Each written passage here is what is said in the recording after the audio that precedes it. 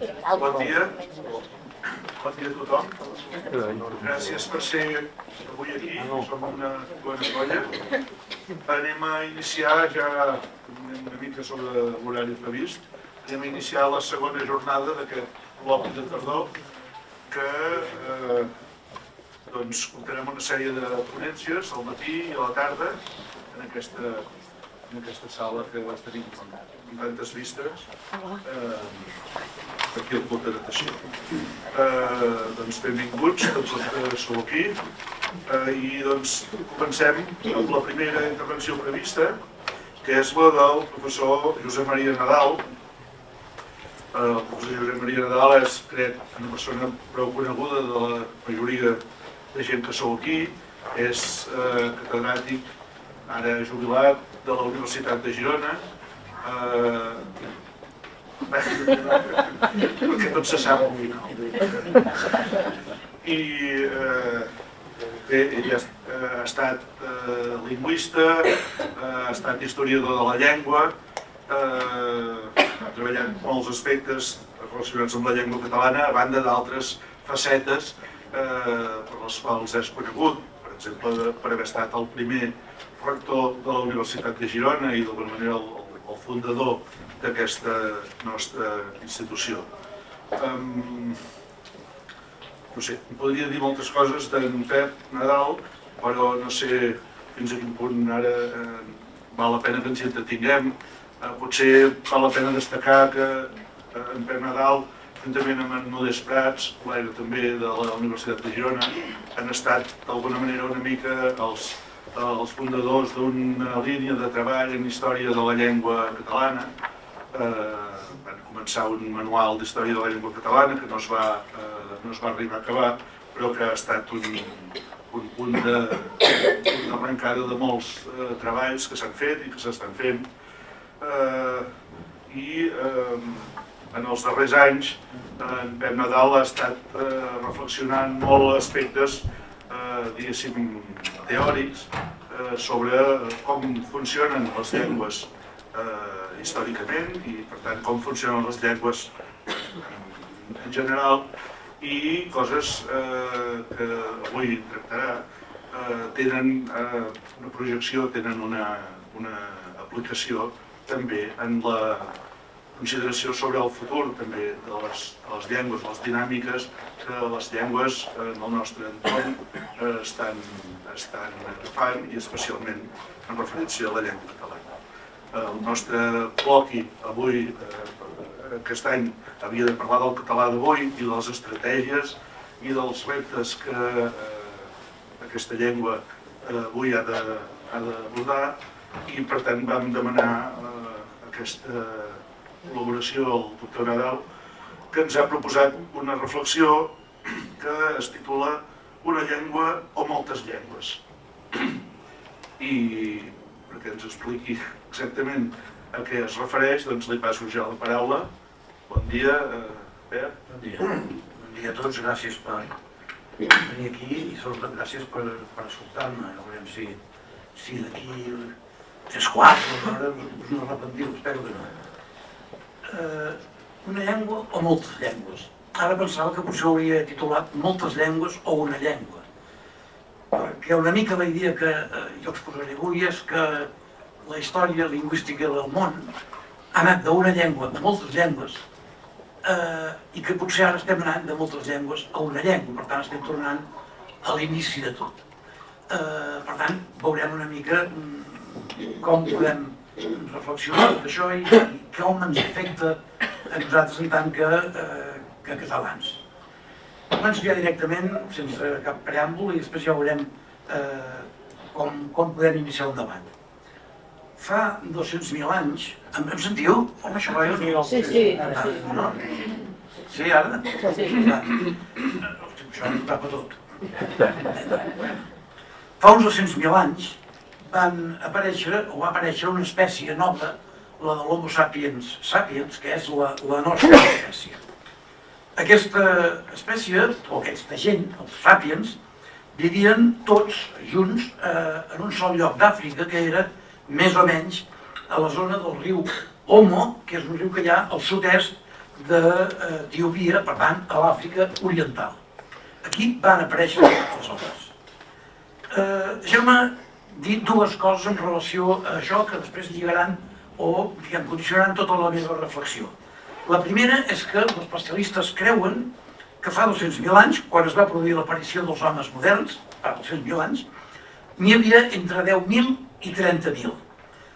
Però que més o menys fa 70.000 anys, per tant 130.000 anys més tard de la seva aparició com a espècie, aquesta quantitat d'homes van quedar reduïts després d'una catàstrofe grossa que hi va haver, que és l'explosió del volcà Toba, que va pràcticament extingir moltes espècies, i la dels homes sapiens sapiens no la va extingir, però sí que ens va reduir, o els va reduir, a una quantitat entre 1.000 i 10.000 individus. Ja sé que dieu, home, però no, entre 1.000 i 10.000 no es pot arribar a precisar més una cosa de fa 70.000 anys, però sí que podem dir que no menys de 1.000 i no més de 10.000. Per tant, molt poca gent, 30.000 al començament, i ara queden entre 1.000 i 10.000.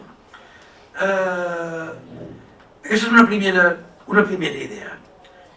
I això va lligat al fet que quan són entre 1.000 i 10.000, és a dir, quan són ja molt pocs, quan hi ha hagut aquest coll d'ampolla en l'evolució dels humans, que han quedat reduïts en molt pocs, pràcticament a punt d'extingir-se, va ser quan van començar a parlar una llengua com nosaltres. És a dir, els sapiens sapiens parlen una llengua com la que parlem nosaltres de fa més o menys 70.000 anys, quan eren molt pocs. Aquesta és la primera dada. La segona, fa 12.000 anys, per tant, ja molt més tard, ja en el Neolític, aquests 1.000 o 10.000 sapiens sapiens que hi havia fa 70.000 anys, ja havien passat a 1 milió. I fa 10.000 anys a 8 milions. A l'època de l'emperador August, per tant, fa 2.000 i pocs anys, ja eren 170 milions. I després d'arribar a 170 milions al segle I, no és que quedi estancat, però el creixement dels homes va ser molt petit i es va arribar a tenir 1.000 milions d'habitants en el planeta en el segle XVIII, concretament el 1804, el XIX ja.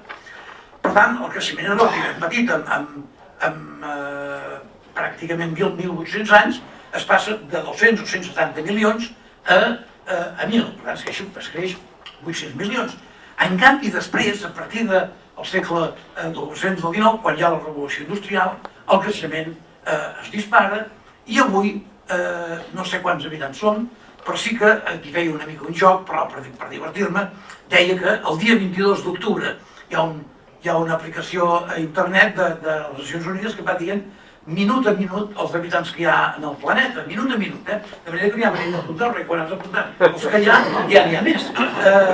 Però bé, en tot cas, a les 19:57 del dia 22 d'octubre, per tant fa exactament, em penso que són 12 o 13 dies, ahir feia 12, per tant avui 13, eren 68.000 milions de persones, 223.024 persones, per tant, una quantitat d'aquesta, i haig de dir l'hora a les 18:57 perquè, de fet, al dia creixem, o la humanitat creix amb 167.700 persones cada dia, de manera que ahir vaig tornar a anar a mirar quants érem, i ahir ja érem 8.070.000 milions, 597.400, és a dir, que en aquests 12 dies que han passat entre ahir i el dia que havia escrit aquest text, ja havíem crescut 2.374.426 persones, per tant, un creixement enorme. Fixeu-vos que, per tant, les coses han canviat radicalment del començament, que els creixements eren molt petits, ara que el creixement és molt i molt gros, malgrat que es fan molts esforços perquè el creixement sigui petit. Però així i tot, els homes van creixent. Avui llegir el diari ja som 8 milions. Però recordeu quan parlàvem dels 6 milions? No fa gaire que deien que érem 6 milions. Ja sé que aquí no és un creixement exclusivament d'anar criant criatures, sinó que també hi ha una immigració molt gran. Però Catalunya passa de 6 milions a l'època de Pujol a 8 milions avui, per tant, en 4 dies. El canvi és espectacular. He dit que fa 70.000 anys els homes parlaven, havien començat a parlar. Com era aquella llengua que parlaven fa 70.000 anys els homes sàpiens? El tret fonamental d'aquella llengua era que els mots podien, per primera vegada, fa 70.000 anys, representar coses allunyades de l'aquí i l'ara de la comunicació. La comunicació ja no estava reduïda, fins a fa 70.000 anys era reduïda gairebé a un assenyalament, a una indicació. Això que hi ha aquí, allò que hi ha allà, per tant, només podries fer referència a objectes que fossin presents en el moment de la comunicació. No podies utilitzar paraules en el sentit actual nostre, que és allò, un mamut. Jo no he vist mai un mamut, i faig servir la paraula mamut, i ara he dit mamut, i vosaltres no veieu un mamut, ni el teniu. És a dir, els homes, fins fa 70.000 anys, no podien dir mamut, perquè no existia un concepte mamut. Existien els objectes que hi havia allà, llavors, bàsicament, a través d'indicació, que és el que primer que aprenen els nens, a indicar, i els pares el primer que ensenyen als nens, a través d'indicar primer amb els ulls i amb el dit.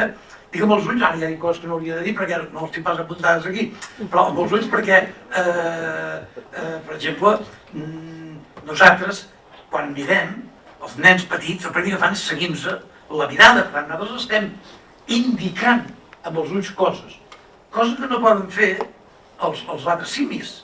És a dir, els ximpanzés, per exemple, no ho poden fer.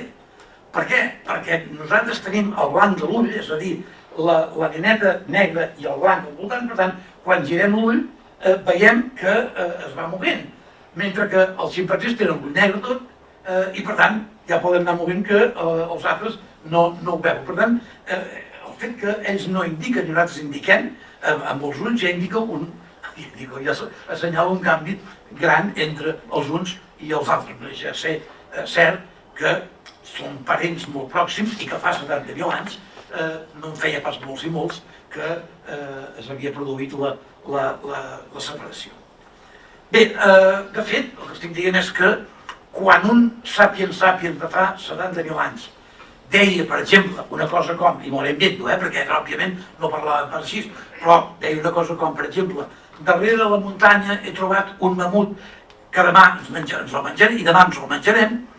Quan deia això, els que l'escoltaven i ell mateix, quan ho deia, no tenien el mamut a davant, perquè el mamut, que jo el vaig veure ahir, per tant està parlant del passat o del futur, ens el menjarem després, però en aquell moment el mamut no hi és. Però fixeu-vos què vol dir poder utilitzar la paraula mamut en un context com aquest en el qual no hi ha el mamut, és a dir, està utilitzant un concepte ben abstracte, és a dir, el mamut és un concepte, no és un objecte que tens a davant, i això és un canvi cognitiu espectacular que els homes van fer o van produir quan van començar a parlar una llengua com nosaltres. Hi ha altres diferències o hi ha altres característiques d'aquesta llengua, però a mi el que m'interessava més assenyalar era aquesta. D'una expressió com aquesta cosa que hi ha aquí s'havia passat a una expressió, un mamut, que vol dir moltes coses més que no pas aquesta cosa que hi ha aquí. Si tenim en compte que la fragmentació lingüística és una conseqüència de l'aïllament i la separació, és a dir, quan, per cas, els catalans van a Mallorca, i aleshores Mallorca i Lloc, illa, queden separats més o menys del territori inicial i, òbviament, l'evolució lingüística produeix una certa diferenciació, no molta, però una certa diferenciació. A Mallorca continuen mantenint trets que nosaltres teníem quan parlàvem i vam anar a Mallorca, però que després ja no tenim.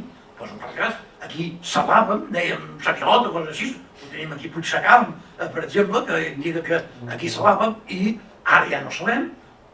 Jo encara he sentit parlar, encara he salat jo, Jo vaig anar al Collell els 6 anys i al Collell hi havia 50% dels estudiants eren de la Costa Brava, perquè allà hi havia instituts i llavors els portaven interns, i jo també, a mi m'importaven per una altra cosa,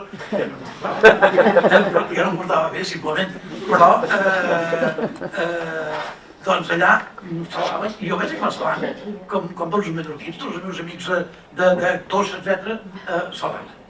Però ara no salem, és a dir, nosaltres hem canviat, per què? O perquè ells no han canviat, perquè estem separats, i per tant, d'aquí 1000 anys el mallorquí haurà canviat prou com per ser diferent del català. Jo què sé, podria ser. Les llengües van evolucionant a partir de l'aïllament i diferenciant les unes de les altres. Per tant, dic això perquè probablement fins que els homes, aquests sàpiens moderns que eren tan pocs i que vivien tots junts a Àfrica, no van créixer i van haver de separar-se i van començar, també fa uns 60.000 anys, però poc després de començar a parlar, van començar a omplir el món, van fer el que s'anomena la segona dispersió, van començar a escampar-se, primer anant per la costa fins a Austràlia i després anant al centre d'Àsia i després cap a Europa i cap a Amèrica. És a dir, les primeres restes humanes que tenim a part d'Àfrica són a Austràlia. Dius que com ho van fotre? Bueno, és així. Però quan van fer aquesta dispersió, és evident que aleshores aquests homes que parlaven inicialment la mateixa llengua probablement van començar a canviar la llengua i al final produir-se l'aparició de moltes altres llengües. Per tant, una pregunta que ens hem de fer, per què, si al començament hi havia una sola llengua, avui n'hi ha tantes? És a dir, què hi guanyaven els homes tenint tantes llengües?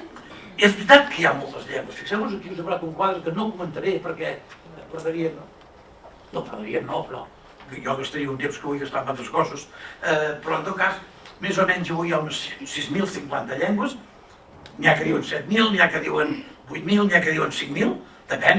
Per exemple, hi ha gent que diu que el català i el valencià són llengües diferents, doncs ja n'hi ha una més. Hi ha gent que no, l'etnòleg no ho diu això, però en canvi sí que diu que l'àrab no existeix, en canvi sí que existeix el tunisià, el marroquí, l'egipcià, el palestí, etc. Bueno, altra gent que diu que no, que l'àrab és una sola llengua. Doncs aleshores, segons com tu miris, n'hi ha més o menys de llengües, però en tot cas, entre 5.000 i 8.000 és les que hi ha. Jo he posat aquí una xifra que he tret d'un llibre que és 6.050. Fixeu-vos que en aquest quadre que hi ha aquí, mireu-vos més un moment, el podeu llegir o no? Les llengües són molt diferents les unes de les altres. Hi ha llengües que tenen molts de parlants, per exemple, hi ha 8 llengües que tenen més de 100 milions de parlants, però hi ha moltes llengües, per exemple, n'hi ha el 94% de les llengües del món, 94% de les llengües del món tenen menys d'1 milió de parlants. De manera que el català està entre el 5% de les llengües més grans del món. Encara que sigui una llengua petita, és una del 5% de les més grans. I fixeu-vos que, encara és més bèstia, el 81% de les llengües del món, el 81-67%, 4.900 llengües, no arriben a 100.000 parlants. Imagineu-vos una llengua de 100.000 parlants, les amenaces que té per poder sobreviure, molt i molt grans. Però clar, si ens anem a aquestes 1.000 o 1.500 llengües que no arriben a 1.000 parlants, 1.500 llengües no arriben a 1.000 parlants, doncs aquestes ja m'explicareu. O si ens anem a aquestes 9 llengües que no arriben, aquestes 181 llengües que no arriben a 10 parlants, si van amb autobús i hi ha un accident de cotxe, ja ha desaparegut la llengua. Per tant, no és fàcil que... Però en tot cas, n'hi ha moltes de llengües. I ens hem de preguntar per què n'hi ha tantes. Que hi hagi tantes llengües sembla una cosa estranya, una cosa que va contra tots els processos evolutius. I nosaltres a vegades diem, si ens poguéssim entendre, doncs aleshores, per què vam deixar d'entendre's i parlar llengües diferents? Alguna cosa bona tenien les llengües com perquè apareguessin, si no, no haguessin aparegut. Però sempre ens ha desconcertat que hi hagi tantes llengües. Aquí jo citava un fragment d'un llibre en castellà de George Steiner, perquè és una persona que a mi tinc una certa devoció, que diu això, diu, la imagen que da el hombre trae a la mente la de un animal lingüístico que se complace en la variedad y el desperdicio. En comparación, los tipos de estrellas, planetas y asteroides son unos cuentos. ¿Cómo explicar esta cuadrícula de mente hecha de retazos? I com explicar, ens hem de preguntar, aquesta quantitat de llengües que hi ha tan gran? quins avantatges oferien les llengües enfront de l'única llengua que hi havia, és a dir, la diversitat enfront de la no diversitat. Els homes sempre ho hem intentat explicar que hi hagi tantes llengües d'una manera mítica, mites. I el nostre mite fonamental, ja ho sabeu, no sé si ho sabeu tots, però és el mite de la Torre de Babel. Si teniu més de 50 anys, segur que heu sentit parlar de la Torre de Babel. Si teniu menys de 50, ho he comprovat jo amb els meus alumnes, no sabeu Babel, no sabeu ni què vol dir. Cosa que fa molt difícil parlar amb la gent, perquè a nosaltres a lletres hem d'ensenyar unes coses que pensem que els nanos actualment n'han sentit parlar i no els hi sona de res. Babel no els hi sona de res, però de res vol dir de res.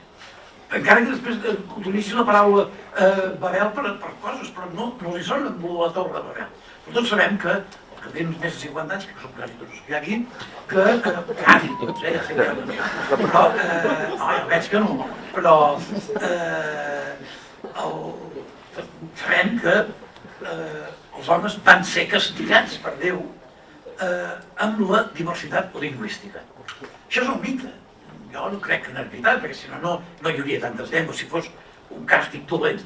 Però en tot cas, no deixa de ser veritat que aquesta visió de la diversitat lingüística com el producte d'un càstig es lliga amb aquesta idea que tan sovint veiem córrer pel món, i en el nostre món encara més, lligada al desig de recuperar, de fer-nos perdonar d'aquest càstig que va fer Déu i per tant de recuperar la unitat lingüística, de recuperar el que alguns anomenaven el labium electum, la llengua elegida.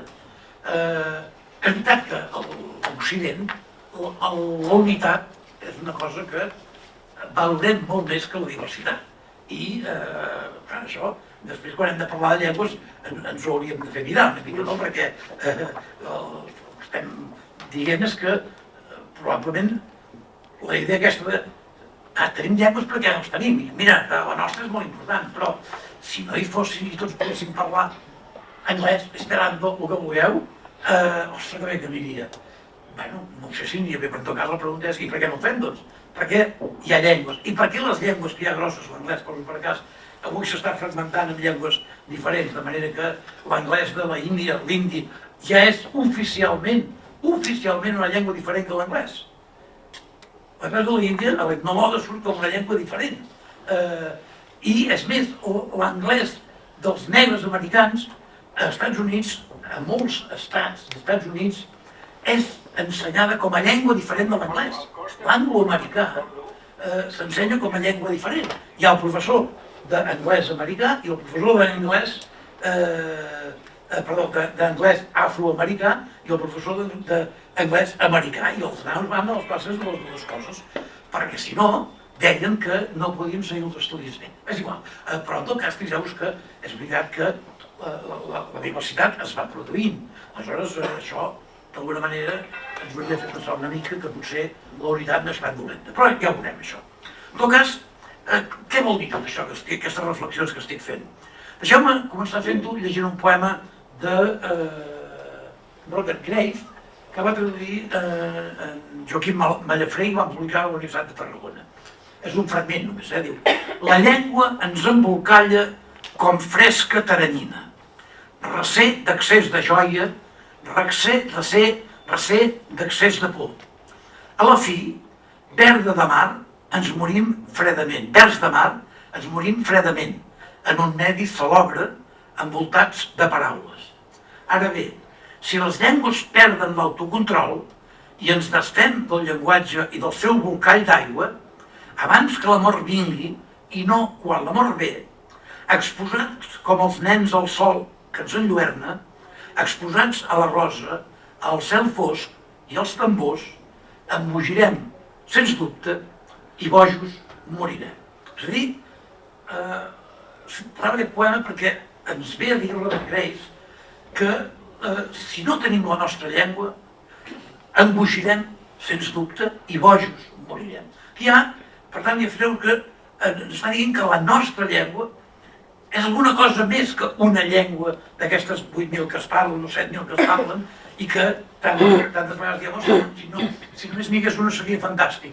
Però, de seguida, la nostra llengua la comencem a tractar d'una manera que pensem, jo penso com a mínim, que sense la nostra llengua embogirem, sens dubte, i bojos morirem.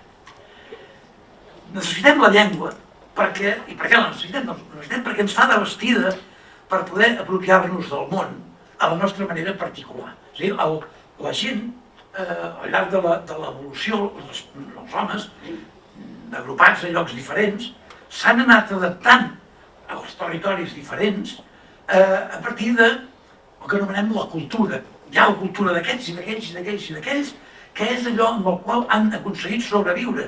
I la cultura dels Inuit és la cultura que els ha permès a ells, en un medi tan dur com el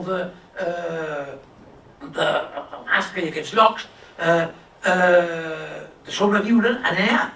I en canvi, quan hi ha anat els blancs allà, ara és diferent perquè ara hi arriben amb estufes i coses d'aquestes, però quan hi anaven fa 150 anys no se'n sortien i veien els inuits que sobrevivien tranquil·lament i ells no podien sobreviure. Per què?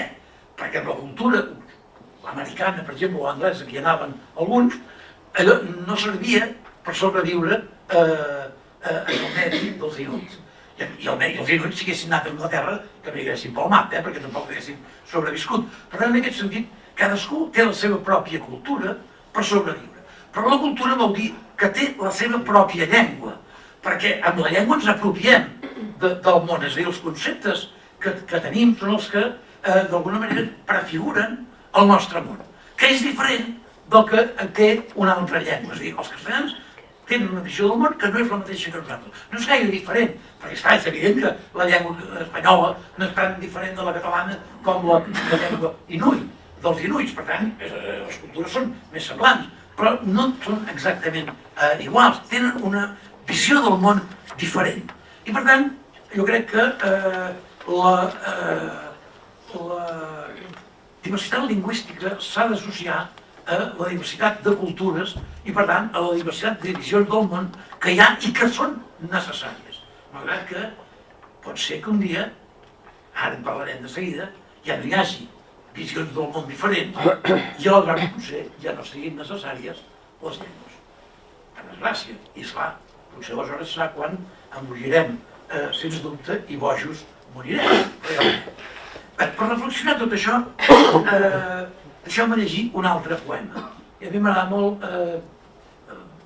utilitzar poetes per parlar de la llengua, perquè jo crec que els poetes són, anava a dir una cosa que anava a dir els déus de la llengua, de veritat, però sí que són els intèrprets de la llengua. Tenen una... La poesia és una manera de fundar d'una manera molt especial. Bé, aquest és un poema de Joan Vinyoli que es diu Dies al camp, i que és un fragment també, diu: les eines del treball dormissen a l'entrada de la masia en ombra, cada dia més arraconades pel triomf vermell de les grans màquines ferrisses que sobre els camps naveguen. Magall, aixada, càvec, diuen pel mànec la indefensió de no poder servir sense la mà d'un home, però proclamen tots temps, de sota l'òxid del tall, l'antiga força de la mà de l'home. El poeta, en Joan Vinyoli, ens assenyala els canvis que s'han produït en les formes de vida a l'època moderna.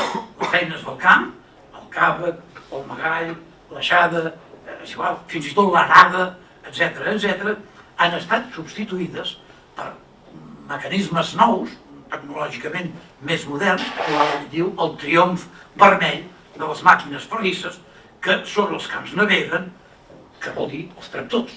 És a dir, els tractors han eliminat les arades. Per tant, ens està explicant que hi ha hagut un canvi en la vida molt important, que el món modern ha comportat unes coses. Per exemple, Vinyoli, aquest poema de Vinyoli m'ha fet pensar molt en Pier Paolo Pasolini, que és un dels, que en un dels escrits corsaris, que Pasolini per mi és un personatge que 50 anys abans que nosaltres va pensar i endevinar bastant per on aniria el món, Doncs en els escrits corsaris deia una cosa com aquesta. Els diaris feixistes i les consignes mussolinianes dels grafits d'ahir avui ens fan riure, com també ens fa riure, però en aquest cas amb dolor, una arada davant d'un tractor. Fixeu-vos que l'arada i el tractor, per a Pasolini i per a Vinyoli, significaven els canvis que s'han produït del món tradicional al món modern. El món modern que tant en Vinyoli com en Pasolini escrivia això fa 48 anys, 48. Per tant, és obvi que els canvis que s'havien produït eren els tractors, etc., però no eren els que s'han produït ara ja, que és els ordinadors, el mòbil, etc. Per tant, en aquest sentit, és obvi que si Pasolini parlés avui, ja no parlaria d'uns canvis com els que deia, però ja diríem aquí, ja no sé a quin món visc, perquè és evident que els canvis han sigut molt més grans. Llavors, davant d'aquesta idea del món modern que ha substituït el món tradicional, jo crec que ens hem de preguntar, o vosaltres penso que us podeu preguntar dient ara que Nadal què ens diu, què té a veure tot això amb les llengües i sobretot amb la nostra llengua, és a dir, que el món modern substitueixi el món antic, què té a veure amb les llengües. Jo crec que molt, o que tot. Els humans ens agrupem en funció dels espais en què ens relacionem. Podríem dir que aquests espais s'estructuren encaixant-se els uns dintre dels altres com si fossin una nina russa, seguint una escala que va dels més petits als més grans. És a dir, nosaltres, tots vosaltres, quan viviu en espais diferents. Quan sou a casa, viviu l'espai de la casa. Quan aneu amb els amics, viviu l'espai dels amics. Quan aneu a futbol, viviu l'espai dels companys que van a futbol. Quan aneu a jugar cartes, si aneu, o al dòmino, teniu l'espai dels amics dels cartes. Si aneu a classe, l'espai de la classe. Si sou pares i porteu els nens a la classe, l'espai dels pares dels nens de la classe. Tots són espais diferents i, en general, aquests espais van dels més petits. Primer jo tinc el meu espai propi, després l'espai de jo i la meva família, jo la meva família estreta, la meva família àmplia, etc. No tots són iguals. Jo la meva família estreta són pocs, jo, la meva dona i 2 fills i 4 nets, per tant són pocs, però si ja dic, bueno, posi ara també els germans i nebots. Dic, jo tinc 12 germans i tots tenen una quantitat de fills considerable, per tant, ja ens n'anem a 60 o 70, família àmplia, però no molt àmplia, perquè quan hem ajuntat els cosins segons amb nosaltres, som cap a 200, perquè els meus avis també van tenir 9 fills, i tots van tenir 8 o 9 fills, perquè eren de la generació dels meus pares, després de la guerra, que tothom tenia molts fills. I a més eren de l'Opus i per tant encara tenia més. No, a veure, són 2 coses diferents, però van juntes, vull dir, en tot cas, per tant, són espais diferents, però és evident que es vivim en aquests espais. Hi ha un llibre de Jos Perec que es diu Espais d'Espai, menes d'espais, que ho explica molt bé. Diu, tenim el llit, tenim el pis, i jo no diria estic sol amb la meva dona. El pis ja estic jo, ma dona i els meus nets, meus fills, vull dir. Després el bloc, jo, la meva dona, els meus nets i l'altra gent que hi ha allà. El carrer, el barri, la ciutat, el país, el món. Dic uns exemples molt petits, però és evident que ens movem en llocs diferents i que aquests llocs són estructurats d'una manera escalar. És a dir, els llocs són molt petits i un lloc que és el més gran, que si ens volem parar amb les llengües nacionals seria la nació, si volem anar una mica amunt podria ser la llengua de l'Estat, que aquí ja veurem que ja és un dels conflictes que hi ha, i si volem parlar del món diríem una llengua pel món. Però en tot cas, una llengua, o el món com a lloc on vivim. Perquè el que m'interessa destacar és que cadascun d'aquests espais en els quals vivim requereix una llengua determinada. Tots nosaltres parlem català, s'ha que parlem català, però dic, no, però no és veritat. Quan jo parlo amb els meus fills o amb la meva dona, parlo d'una manera. I quan parlo amb els meus amics en parlo d'una altra. I quan parlo amb la gent que va a futbol en parlo d'una altra. I quan parlo a la universitat fent classes en faig una altra. I quan parlo aquí fent conferència o una reflexió pública, en parlo una altra, i no és la mateixa. Si jo us parlés de vosaltres, com parlo quan estic a casa, ara, diu que tio està sonat.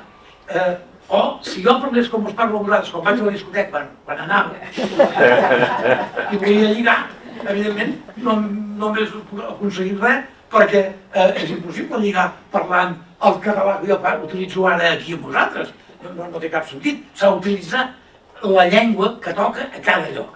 Cada lloc requereix la seva llengua. Per tant, una primera idea és que, diguem, de la mateixa manera que els espais en què ens visitem són o organitzen una estructura escalar, de petits a grans, i es van encaixant els uns dintre dels altres, les llengües que parlem, encara que a vegades li diguem el nom de llengua catalana, o llengua espanyola, o llengua anglesa, són llengües diferents, poc diferents, però són diferents, i també les encaixem les unes dintre les altres. És a dir, jo parlo d'una manera amb els meus fills, però quan estic aquí parlo d'una altra manera. Però no és que estigui renunciant o eliminant la llengua dels meus fills, estic jo encaixant-la aquí dintre. És a dir, per tant, al final la llengua és tot el conjunt de llengües. Però fixeu-vos que estic dient que una llengua no existeix, que existeix un conjunt de llengües. En principi, En principi. Dit d'una altra manera, fixeu-vos, aquí tenia un esquema que no sé si podrem triar o no, perquè no sé si es veu. Fixeu-vos que aquí jo m'aixeco per ensenyar-vos amb aquests. Aquí baix, vol dir que una llengua és un conjunt d'escales que es corresponen o es correlacionen amb un conjunt d'espais en els quals vivim. Doncs tenim els espais petits i cada un té una llengua. Aquí no podria posar milers de llengües, perquè l'espai de la meva família no és l'espai de la vostra família i per tant jo no parlo igual que vosaltres quan estem en família. Utilitzem llengües diferents, home, molt diferents, molt diferents, però jo dic menjut i els meus companys de Barcelona no diuen menjut, diuen menjo, i els meus companys de Cadaqués o de Perpinyà diuen mengi, i els meus companys de no sé on diuen menge, etc. Per tant, hi ha coses diferents. Ara, nosaltres ens reunim, interactuem els uns amb els altres i els que interactuem creem una llengua nova que és d'un nivell superior. I després interactuant, per exemple, 1 i 2 creen la llengua U2, que és una, i 3 continua sol i no en crea cap. Però si després 1, 2 més 3 s'ajunten, creen la llengua U2-3, que és una sola llengua. I al final s'arriba a unes llengües, diguem, més o menys generals, que són els grans dialectes. És a dir, aquí tindríem dialectes molt petits, gairebé personals, o familiars, d'amics íntims, etc. Dialectes una mica més grans, dialectes molt més grans, i aquí dalt doncs hi hauria català oriental, occidental, no sé què, etc. Les llengües s'organitzen així, no, aquí a tot arreu. I no podem pensar-nos que una llengua és això. Una llengua és tot això. Ara, sí que és veritat que, i ara ja m'estic avançant el que volia dir, però és igual, perquè ara ja soc aquí, sí que és veritat que mentre som aquí, mentre això realment no existeix, què és una llengua?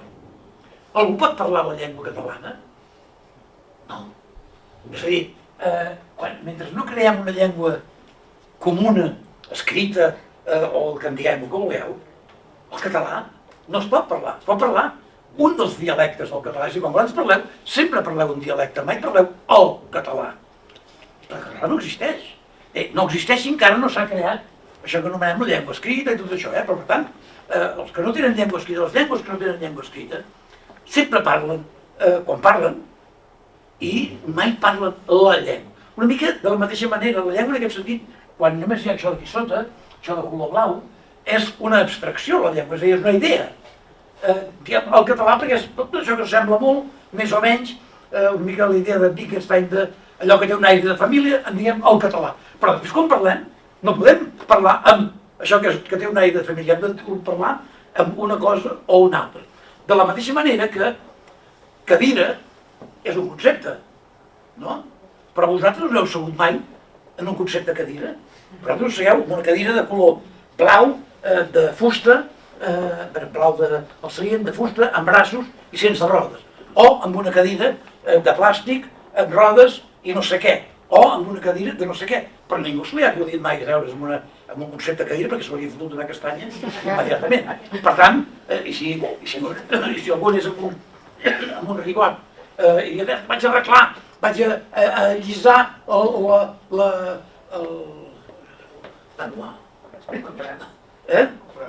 braç, vaig a llisar el braç de la cadira concepte, aquest tio l'agafaríem i el portaríem al manicomi ràpidament, perquè ja ha sonat aquest tio. Jo puc arreglar amb un ribot això d'aquí, o puc intentar posar un caragol en una cadira concreta, però en el concepte de cadira no hi podem fer res. No utilitzem el concepte de cadira, però en canvi existeix el concepte de cadira. Aquí igual. La llengua catalana existeix, sí, clar que existeix, però no és un concepte i prou. Ara bé, el que m'interessa destacar és que aquesta situació canvia radicalment en el moment en què, per raons que siguin, es crea una llengua escrita artificialment que intenta reflectir a través de les normes ortogràfiques i altres normes lingüístiques, reflectir tots aquests dialectes que hi ha aquí. És a dir, surt un senyor, Pompeu Fabra poso per cas, que diu, escolteu, els catalans, que uns dieu menjut, els altres diuen menjo, els altres diuen mengi, els altres diuen no sé què, doncs bueno, sabeu què? Escrivim-ho tots menjo i s'ha acabat. O que uns diuen cantar i els altres diuen cantar, doncs bueno, senyors, els que diuen cantar han d'escriure-ho amb una C, una A, una N, una T, una A i una R. Home, però és que la R no la diguem, bueno, però heu d'escriure així. Per què? Perquè els valencians o els occidentals sí que diuen cantar. I per tant, si volem crear una llengua comuna, en aquest cas escrita, doncs hem de dir, escolta, hi ha unes normes que diuen els catalans orientals, escriuran una R al final, pronunciaran amb una E neutra, però escriuran amb una A i la R al final, per tant, no la pronunciaran quan parlen, però sí que l'escriuran. I en canvi els valencians l'escriuran i la pronuncien. I aleshores ells escriuen C-A-N-T-A-R i diuen cantar, i jo escric C-A-N-T-A-R, igual que ells, i dic cantar. Però si ho escrivim igual, llavors la llengua comuna ja existeix.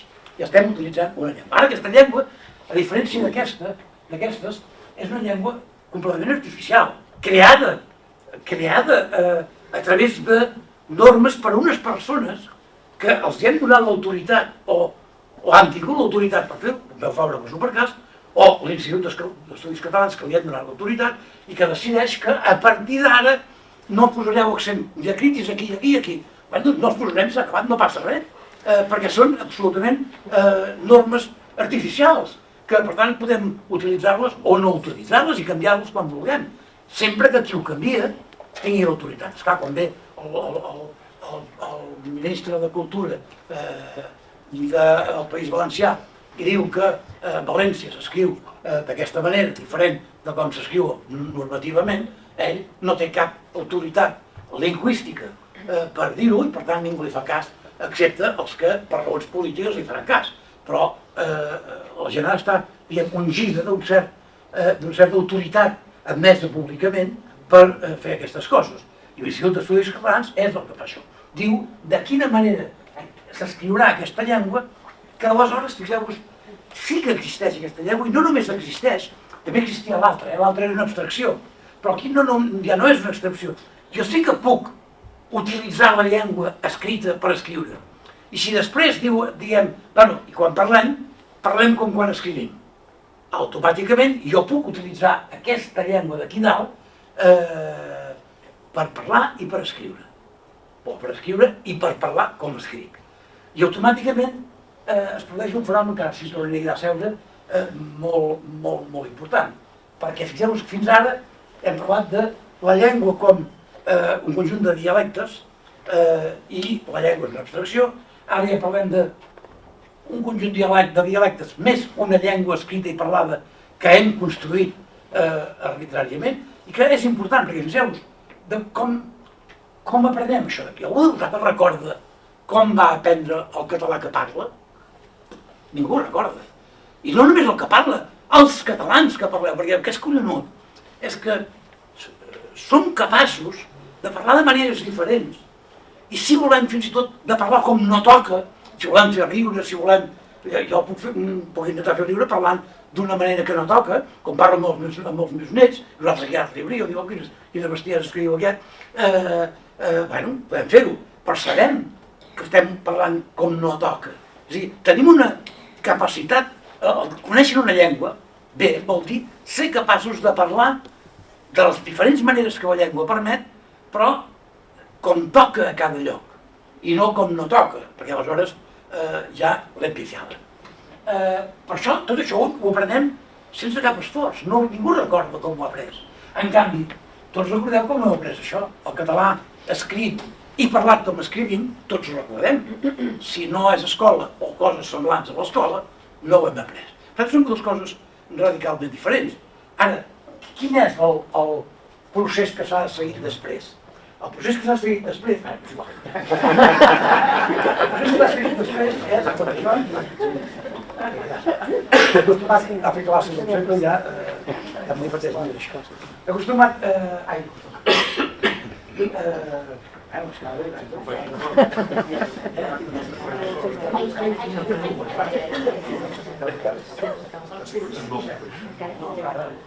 doncs el que és interessant és fixar-vos que... Hola?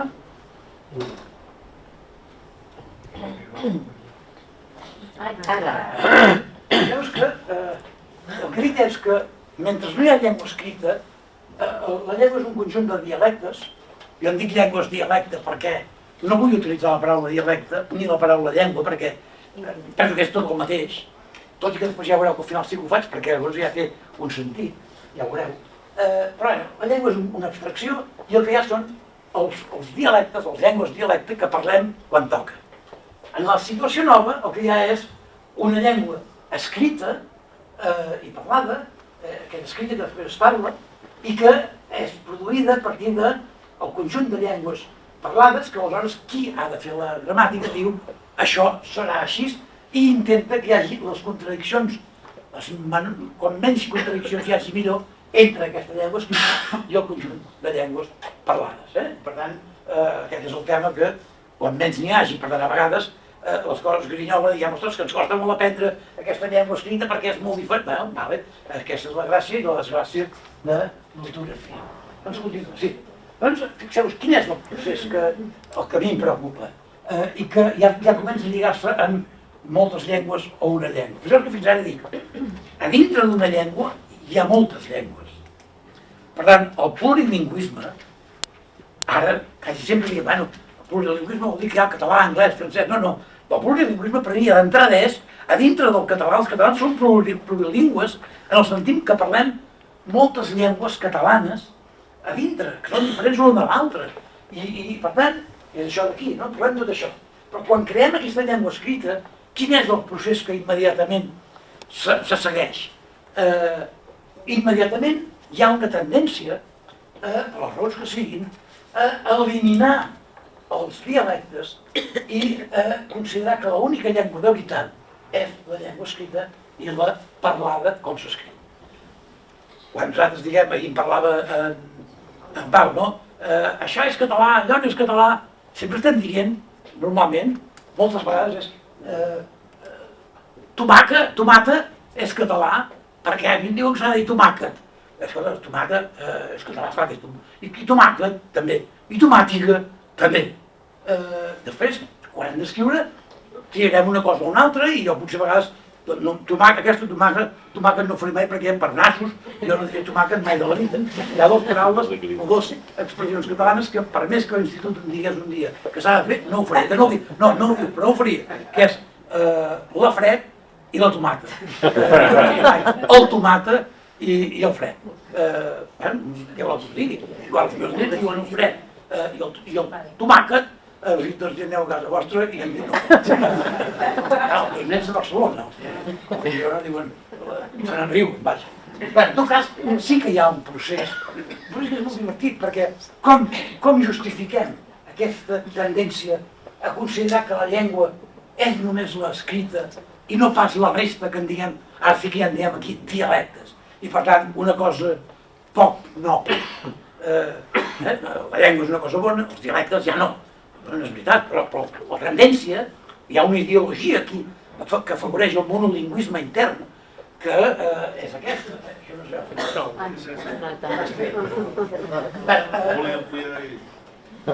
Em fas perdre temps,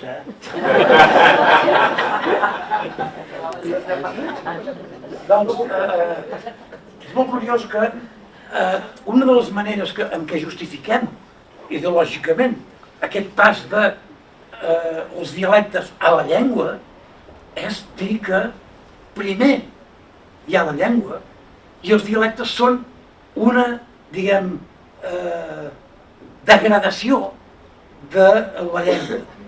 Quan és a l'inrevés, pel que estàs explicant. Primer hi ha els dialectes, és el que parlava tothom, i el que parla primer, i després es construeix la llengua escrita. Però la llengua escrita és posterior als dialectes. Però, esclar, la idea que acabem tenint és no. I fixeu-vos, totes les històries de les llengües, totes, celebren, què celebren? Els 1000 anys del francès, els 1000 anys del castellà, els 1000 anys del català també. I bueno, 1000 anys, no sé si parlaven català o no, perquè aquella gent, fa 1000 anys, aquí, la major part dels catalans no havien sortit del seu poble. Per tant, què sabien si el cantós parlava una cosa o una altra? Per tant, dir que parlaven català és dir molt, però per què diguem això? I per què celebrem els 1000 anys? Perquè cal enfortir la idea que abans ja hi havia el català. El català era la llengua que existeix de fa 1000 anys, i el francès encara més, i l'altre també. Si els castellans diuen, he trobat un document que diu que el castellà és de fa 1100, el francès dirà, n'he trobat un que és de fa 1110, i pam, a veure qui és més antic. Perquè cal reforçar la ideologia de la llengua estàndard, o la llengua escrita, o la llengua en contra dels dialectes, quan resulta que és tot a l'inrevés. És a dir, presentem la història a l'inrevés de com és. Aleshores, fixeu-vos que en aquest procés hi ha una primera idea en relació al títol de la xerrada, que era una llengua o moltes llengües. Si ens limitem a la llengua catalana, estem anant de moltes llengües a una llengua. És a dir, estem eliminant dialectes i promovent la llengua estàndard com a llengua única. No dic que s'hagi de fer, jo no ho defenso pas, al revés, perquè hem de tenir clara una cosa. Una llengua que només tingui dialectes i no una llengua escrita, no és una llengua. No és una llengua. És maneres de parlar, però no és una llengua. En canvi, una llengua que només tingui llengua escrita, és a dir, el dia que els dialectes del català desapareguin i només hi hagi la llengua escrita, o la llengua parlada com s'escriu, què serà el català? Una llengua morta. El llatí s'ensenya igual als Estats Units que a Barcelona. I si es parla igual a Barcelona que als Estats Units. Per tant, no té dialectes. No té dialectes perquè no té parlants. Per tant, si el català arribés un dia que no tenís dialectes, seria una llengua morta. No hauria desaparegut com a llengua, però seria una llengua morta. En canvi, una llengua de veritat necessita les dues coses. D'aquests tres esquemes que hi ha aquí, només el del mig, que presenta els dialectes i la llengua escrita, és el que permet que la llengua sigui adaptable i, per tant, que pugui ser utilitzada en tots els contextos. En un context formal, fent conferències, fent un examen, el president de la Generalitat fent un discurs, etc., utilitzarà aquesta llengua escrita de dalt. Però quan el president de la Generalitat parla cada vegada amb els seus nens, no els hi parla igual que quan fa un discurs, els hi parla com es parla amb els nens. I per tant, en aquest sentit, les dues coses són necessàries. Si només n'hi ha una, és o bé un conjunt de dialectes sense llengua, o l'altre és una llengua sense dialectes, una llengua morta. Per tant, en aquest sistema estem eliminant la diversitat lingüística.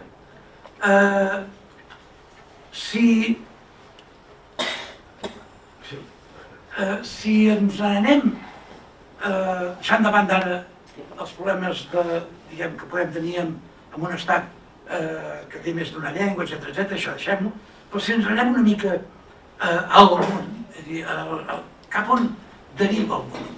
Fixeu-vos que jo he estat dient que la diversitat lingüística es basa en la diversitat de formes de vida. Per tant, en la diversitat de visions del món. I per tant, que si tenim visions de vida diferents, tindrem llengües diferents. I si no, no ens caldrà. Aleshores, avui què està passant? Bé, torno per enllaçar una mica el discurs que feia Pasolini, o un dels discursos que feia Pasolini, i ara entrarem el que podria ser la reflexió final, però la més complicada, la més difícil de pair, potser fins i tot de trobar-hi solucions. Feia un discurs que deia tot el que ha fet el capitalisme fins fa 10 anys, això ho diu fa 48 anys, per tant està dient, tot el que ha fet el capitalisme fins fa 60 anys, és a dir, la centralització clerico-feixista no va fer ni una rascadeta a la diversitat cultural dels italians. Antropològicament, un sicilià era un sicilià, un albanès era un albanès i un friulà era un friulà. L'albanès vol dir un albanès d'Itàlia, l'albanès es parla al sud d'Itàlia i és d'aquests albanesos, i un friulà és un friulà. Res no els havia transformat. L'arribada de la cultura de masses, dels mass media, de la televisió, del nou tipus d'escola, del nou tipus d'informació i, sobretot, de les noves infraestructures, és a dir, el consumisme, que ha produït una aculturació, una centralització que cap govern que es declarés centralista hauria aconseguit mai. El consumisme, que es declara tolerant, obert a la possibilitat d'una descentralització, és, contràriament, terriblement centralista. Per què ens està dient aquí Pasolini? Pasolini ens està dient que, jo el traslladaria aquí en el cas del català, tothom diu, normalment quan parlem del català és que ens persegueixen, és que els espanyols, és que en Franco, no sé què, a veure, en Franco, si voleu, jo era un fill de puta, i el vam morir-se, em vaig celebrar i cada any, el 20 de novembre, vaig celebrant la mort de l'imbècil. Però això no vol dir que quan es va morir Franco, que havia prohibit el català, però quan es va morir Franco, a Catalunya, tothom parlava català. I els castellans que havien vingut, els immigrants que havien vingut, els fills d'aquests immigrants s'havien catalanitzat. Per tant, el Franco, quin mal va fer el català? Què en va fer?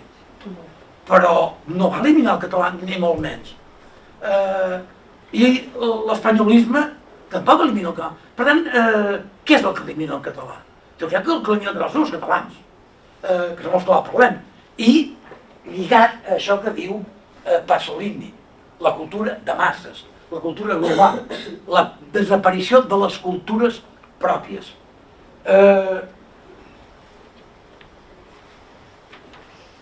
Com era la nostra cultura fins fa 50 anys, 40 anys? Ja sé que potser no us agrada que ho digui, però fonamentalment la nostra cultura és una cultura pagesa. Ahir algú va dir-ho, però va ser fins i tot en Pau Vidal que va dir és que si dic això em direu pagès. Per què pagès té una mala... És a dir, per què s'utilitza com insult? Ets un pagès. Perquè la nostra cultura és una cultura pagesa. Els que tenim 50 anys encara vivim la cultura pagesa. Què celebrem, com ens vestim, què mengem, les estacions de l'any, etc. Tot això no és de les ciutats, és del camp. I les ciutats vivien del camp, vivien la cultura del camp, era la manera que configurava una manera de viure. Ara, aquesta cultura està desapareguent, és allò que ens explicava, del càvec, el tràmec, el càvec, el cabic, el que vulgueu, el magall, la forca, la fanga, que han anat desapareguent, substituïdes per el xerrac elèctric, pel no sé què, pel tractor, etc. Bueno, és a dir, la cultura pagesa ha anat canviant i ha anat desapareguent bastant. En el món avui ja hi ha més gent que viu a la ciutat que al camp, avui, a tot el món. A l'estat espanyol no diguem, perquè llavors ja estem al món occidental on la proporció són de 5, no sé, ara me l'invento, però de 5 a 1, no ho sé. Per tant, la cultura del camp ja no és el que era. Però fins fa 30 o 40 anys, Pasolini deia fins fa 60, jo dic fins fa 30 o 40, aquí hem anat en retard, la nostra cultura és fonamentalment del cant. El lingüista Tullio De Mauro, que és l'historiador de la llengua italiana, en una conversa que feia amb Andrea Camilleri, que és l'escriptor de novel·les del comissari Montalbano, que ha traduït en Pau Vidal també, que tots hem, potser sí tots, però molts hem llegit d'una manera devorant-les i després mirant-les a la televisió perquè hi havia la sèrie, doncs, i menjant, jo m'he anat fins i tot al restaurant d'en Salvo a menjar rogers que prenia el comissari, boníssim, es menja molt bé allà, a punta seca, però bé, en Camilleri i en De Mauro tenen una conversa sobre llengua i dialectes, i en De Mauro li diu: cada dialecte es va basar en una trama de cultura material, en una mena d'ordit que era la cultura dels camps, i com va dir una vegada Xaixa, també la dels artesans. Fins i tot aquells que no eren camperols o artesans, que vivien a les ciutats, van viure aquesta cultura, i amb aquest entramat es podien fer els llenços més refinats. És a dir, els dos permeten que la cultura nostra ha estat sempre la dels camps. Però Tullio De Mauro i Camilleri ja ens adverteixen que les velles formes de vida que justificaven les llengües dialecte, ell diu els dialectes, però quan ell diu els dialectes vol dir les llengües d'Itàlia que no són l'italià, per tant el friolà, l'albanès, el grico, el piemontès, etc. Diu, aquestes llengües es basaven fonamentalment en, diguem, en una vida del camp, en una vida pagesa, i les paraules que necessitaven estan, o la cultura baixa està desapareixent, i per tant les llengües potser també. En tot cas ens hem de preguntar si el fet que estigui desapareguent la cultura en la qual ens hem basat nosaltres fins ara i que ha donat, diguem, la base fonamental d'això que em dic jo, les nostres llengües catalanes, és a dir, del català que parlem, si aquesta cultura està desapareguent, vol dir això que també la llengua ha de desaparèixer? No són pas qüestions petites aquestes, perquè si és això, aleshores, nois, agafem la maleta i anem. Per tant, hem de reflexionar sobre això. I torno a Pasolini. En un debat que feia l'any 75 sobre llengües i dialectes, el va fer a Lecce, a l'octubre del 75, pocs mesos abans que l'assassinessin, en Lecce va discutir amb uns professors de llengua com s'havia de tractar en els instituts el tema llengua italiana, dialectes, que vol dir llengües no italianes. I ell defensava que s'havien de defensar les llengües dialecte o les llengües no italianes. Penseu que Pasolini, que encara que no ens sembli, va escriure bàsicament en friolà, i ell era el president, el fundador i president de l'Acadèmia de la Llengua Friolana. I era, amics, es cartejava amb en Jaume Collell, amb tota aquesta gent catalana, més aviat amb els menys progres, sobre com salvar el friolà, com fer una gramàtica del friolà, etc. Aleshores, en aquest debat, on ell defensava que la vida moderna és el que ha fet mal a les llengües italianes o als dialectes d'Itàlia, que són les llengües, i per tant que l'italià, quan s'ha imposat, és quan ha arribat la vida moderna, que ell diu el consum, o el consumisme. Llavors, un professor li deia, que es diu Vito Antonio Armento, li deia, si vostè creu que abans es vivia molt més bé que ara, i que per tant hauríem de tornar a viure com abans per salvar les llengües,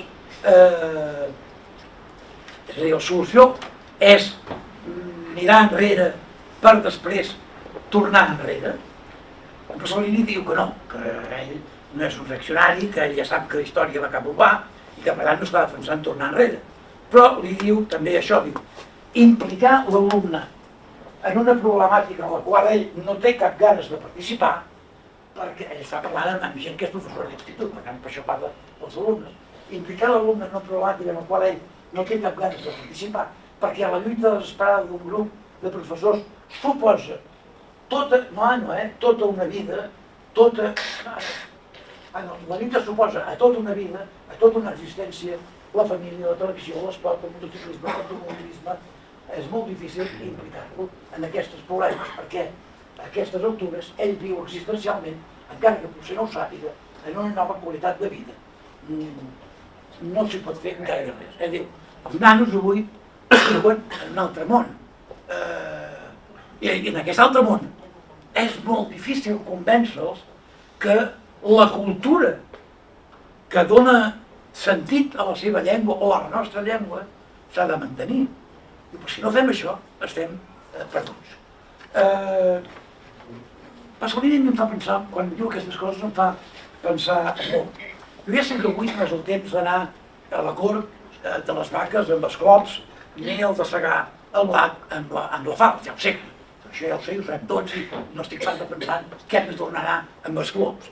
Però també sé que hi ha paraules com avi, riu, carrota, tomata, ansat, plaja, barromera, talaià, etc., que jo utilitzo i nosaltres utilitzem habitualment, però que no utilitzo tothom perquè són més o menys dialectals, etc., reflecteixen unes formes de vida particulars, les nostres. I si aquestes paraules desapareixen, les nostres formes de vida desapareixen, o a l'inrevés. Si desapareixen les nostres formes de vida, aquestes paraules deixen de tenir cap sentit. Per tant, això passa. Avui, per exemple,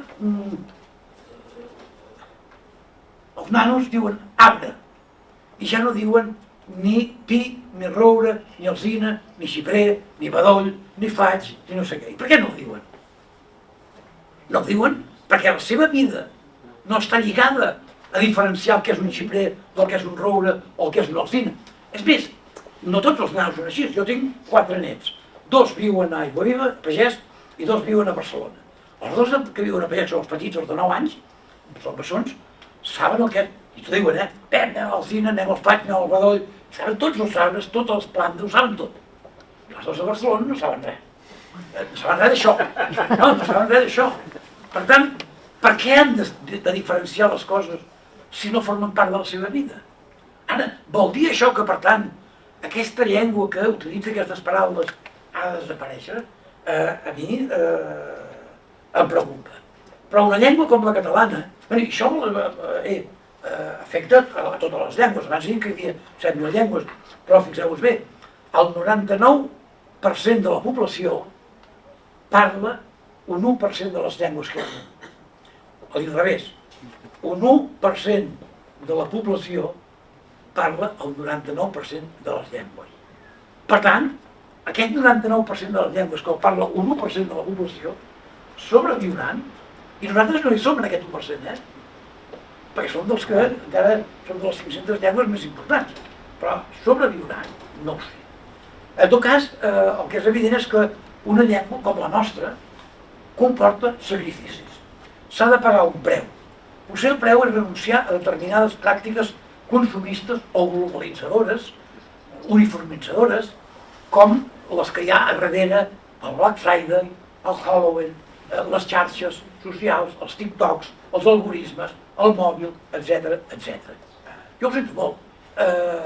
Les coses sempre són costoses i sempre són difícils, però anar contra la ideologia del mercat global, que tants capricis ens permet de satisfer, a mi també, jo vaig amb el meu mòbil, i per tant, el món global m'ha donat moltes coses que m'hi he acostumat, no sé si són beneficis, que no sé si més bé ara que abans, però en tot cas, ara ja és imprescindible, però aquestes coses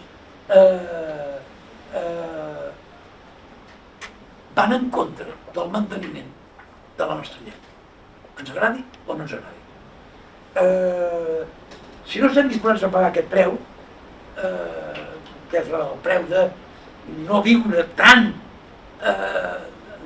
alegrement la desaparició de les formes de vida tradicionals, i per tant no abocar-nos tant a cegues en el mercat global, si no volem fer això,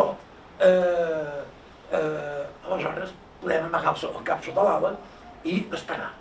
Esperar, que és una manera estúpida de canviar la llengua per als capricis del consum. És a dir, no canviem de vida, mantenim la vida aquesta moderna, doncs fantàstic, i d'aquí 10, 20, 30, 40 anys, no masses més, la llengua deixarà de tenir sentit. No haurà desaparegut, perquè els meus nets parlen català i probablement parlaran en català amb els seus fills, però probablement els meus nets ja parlaran el català d'una manera o en unes situacions que ja van a casa sí, però després no van sortir ja no, perquè és complicat, és a dir, serà residual.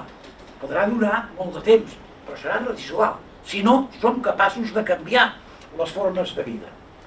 Ens agradi o no, l'acceptació a cegues de la ideologia consumista comporta posar en risc, primer de tot, la diversitat lingüística interna d'una llengua, per tant, els dialectes d'una llengua. I després, la pròpia diversitat lingüística del món, de les llengües. Les coses són així, són com són, i ens molesten, però són així. Les llengües no en tenen cap culpa, no en tenen cap de culpa. El problema és la ideologia narcisista i hedonista del consum que tots hem abraçat a cegues. Una ideologia que imposa, per exemple, el present per sobre de la historicitat. Els nostres nanos de 7, 8, 10 o 14 anys, la història, saber que venim d'un món, que som això perquè abans uns avantpassats havien fet, etc., no els interessa per res. Ni ho saben, ni ho sabran. No? Res. Ara, no ho podrien saber. Home, si no hi ha classes d'història a batxillerat, què voleu que ho sigui? Doncs pràcticament no n'hi ha. Ha anat desapareguent. Per tant, si la televisió ja no... Jo com vaig aprendre coses d'aquestes? A casa m'ensenyaven, quan anava a catecisme m'ensenyaven, quan anava pel carrer i jugava amb els gitanos a veure qui guanyava els cromos, jo aprenia coses d'història, etc. I a classe també. Tot m'educava d'una manera. Ara, la sobirania aquí, el motociclisme, l'esport, el no sé què, etc., és l'únic que compta. I per tant, per què, quina importància té que Jaume I sigui el nostre besavi? De cap importància. No saben ni què és Jaume I, ni els hi cal. Ara, no saber això vol dir que no tenen historicitat. I si no tenen historicitat, la llengua deixa de tenir tot el sentit. I tampoc l'adonisme, el consumisme, la ideologia moderna comporta, a més, que l'únic valor que hi ha són els individus, no la col·lectivitat. Quan tu els dius estem molt nano d'aquests, escolta, és que la gent, el país, jo i no em deixeu més, perquè l'individualitat és el que priva avui.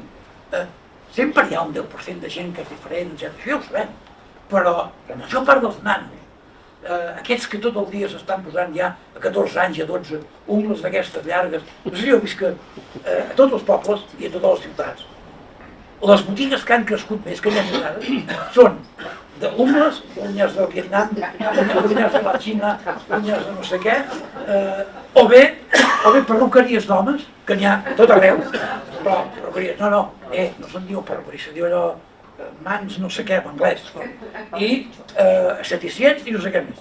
A Barcelona, si baixeu al carrer Muntaner, jo cada vegada que el baixo un cop al mes, quan vaig a l'Institut d'Estudis Catalans, em dedico a anar mirant i no comptant, no ho he fet mai, però ho faré el pròxim dia, comptant les botigues que hi ha d'aquestes. Jo estic segur que el 30% de les botigues del carrer Muntaner són d'ungles, esteticients, perruqueries o coses similars, massatges i coses així. Per tant, ens indica que el món és un altre, aquests nanos viuen en un altre món. Per tant, el verdader problema per mantenir el català són aquestes formes de vida que desapareixen i, sobretot, la resistència que estem fent nosaltres, tots, jo també, no a no seguir aquestes tendències modernes, que és impossible, però sí a seguir-les amb una certa racionalitat i, per tant, mantenint altres coses que, si no, deixen de donar sentit a la llengua. I ara sí que acabo. Podem resoldre els problemes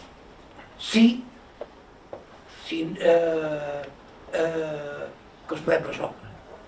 Però no tenim massa temps per fer-ho. Perquè avui, i acabo amb un text que publicava fa poc el professor Resina, Diu, avui a les escoles la llengua catalana només la conserva una quarta part dels alumnes i el percentatge minva any darrere any. I això vol dir, acaba en resina, que els catalans ens extingim. Gràcies.